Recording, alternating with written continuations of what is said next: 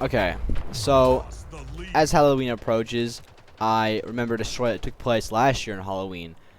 And at the time, I'm just gonna start the story right away. Anyway, so basically, at the time that this story takes place, it was 2020, so it was last year, and it was around the time where I was thinking I was like too old to go trick-or-treating, so I didn't trick-or-treat the year before that. And my friends eventually convinced me to go trick-or-treating with them.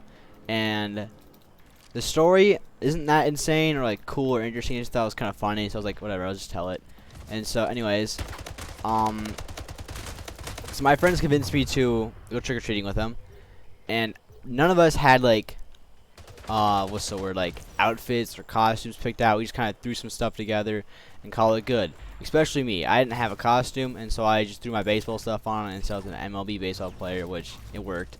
And then my friend, I'm not gonna say his real name, but let's call him Blake.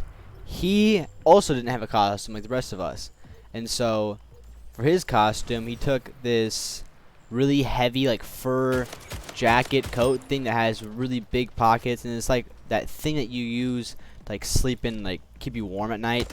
And so he used that as like his costume, and he was walking around in that. Now also we didn't bring anything to hold our like candy in that we got when we went to houses. We just had to throw it in our pockets or whatever.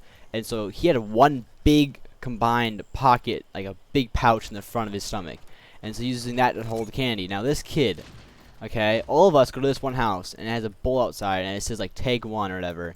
So I take one. The Taco Cat, we'll call him the Taco Cat because that's his name.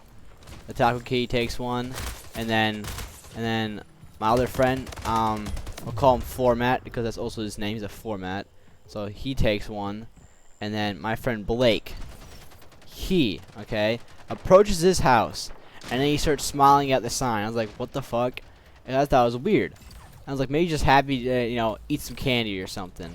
So he reaches in his one hand into this bowl that says take one, and takes it a handful, like half the bowl comes along with his hand. I was like, what the hell are you doing? He says take one. He goes, yeah, I know. And so he took a whole handful, like half the freaking bowl is gone at this point, and he starts smiling. He throws it into his